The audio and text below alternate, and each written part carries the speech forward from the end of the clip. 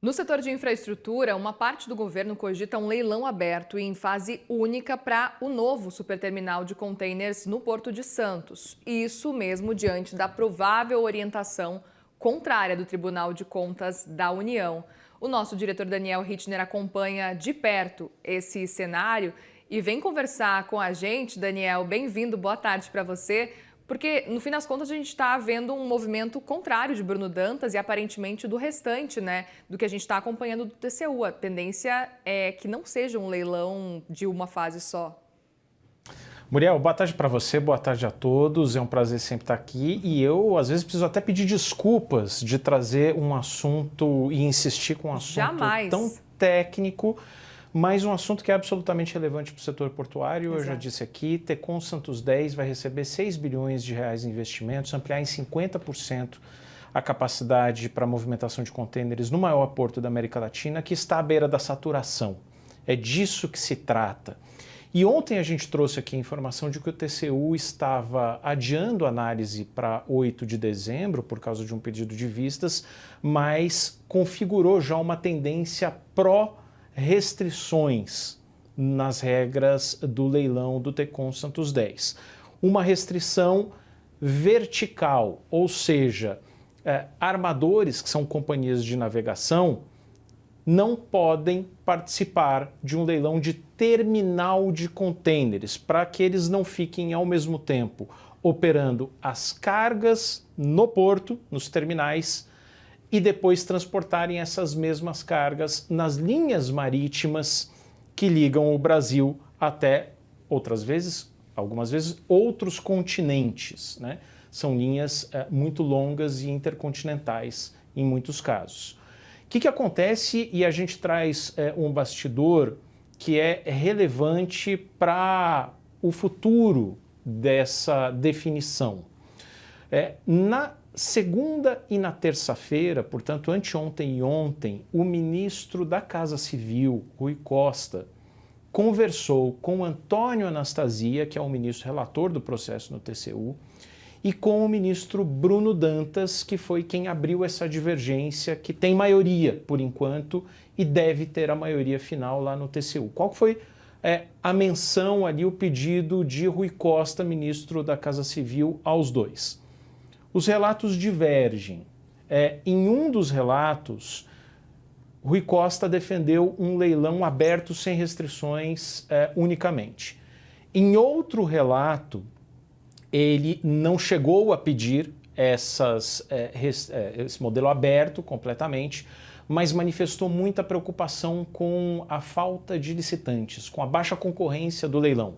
Porque se você restringir demais, existe o risco de aparecer uma oferta só ou duas ofertas no maior leilão da história do setor portuário no Brasil. E isso a Casa Civil não quer.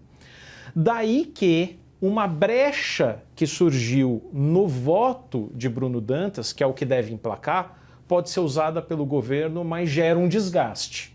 O governo está ciente disso, mas uma ala ali, principalmente no Palácio do Planalto, pretende seguir adiante.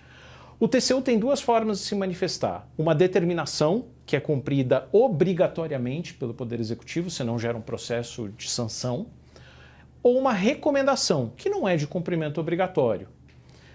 O voto de Bruno Dantas de que deve haver restrições aos armadores, às companhias de navegação, para entrarem no leilão, é uma recomendação por enquanto.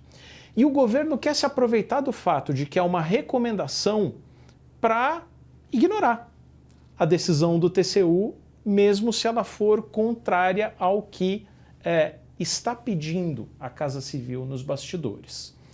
Isso geraria um desgaste político, nunca é legal, nunca é interessante contrariar o TCU tão frontalmente, principalmente num processo dessas proporções, dessa dimensão, que tem mobilizado lobistas, escritórios de advocacia, consultorias econômicas, pareceristas, escritórios muito caros em Brasília, jurídicos.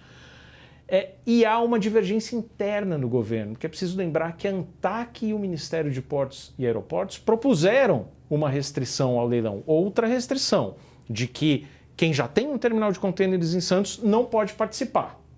Teria que vender o seu ativo. Um leilão faseado, 2 fases. Nessa primeira fase não pode entrar ninguém. Bruno Dantas propôs uma restrição vertical. Mas essa brecha, que é a brecha dada pela recomendação, pode ser usada pelo governo.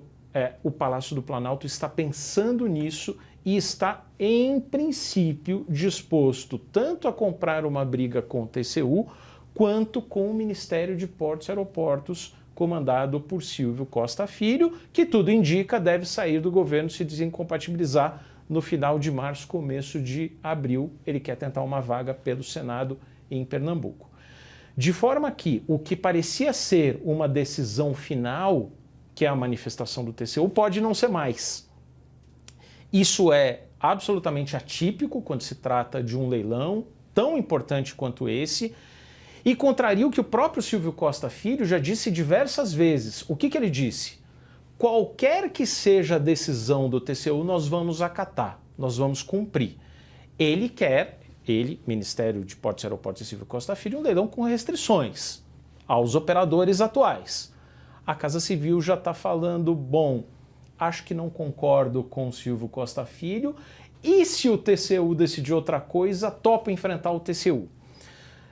A gente vai precisar aguardar até dia 8 de dezembro e os dias seguintes, mas essa configuração que está se desenhando é um bastidor que eu apurei tanto no Palácio do Planalto quanto no TCU e pode levar a uma nova reviravolta. Tudo isso, Muriel, para dizer o seguinte: é um leilão, como eu sempre enfatizo aqui, o maior arrendamento da história do setor portuário, decisivo para o Porto de Santos, e se está tão difícil de explicar assim para a nossa audiência, é prato cheio para os advogados, porque muitos interesses ali vão ser contrariados. Se você abrir demais o leilão, quem se beneficiaria do leilão mais restrito não vai gostar. Se você fechar o leilão, as gigantes da navegação, a Suíça MSC, a dinamarquesa Maersk, a chinesa COSCO, que não vão gostar e podem judicializar também.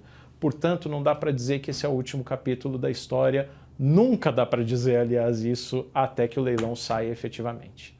E quero te dizer, não se desculpe, tá? De forma alguma, porque é super importante a sua explicação. Ontem você trouxe um começo já de uma apuração e, no fim das contas, tivemos atualizações importantes no dia de hoje. Portanto, volte sempre aqui, tá? Obrigada, Daniel. Obrigado, Muriel. Prometo não te chatear muito mais com os tecnicismos do Tecon Santos 10. Jamais. Eu acredito que até o dia 8 de dezembro você vai voltar bastante ainda para falar com a gente por aqui. Obrigada. Boa tarde por aí.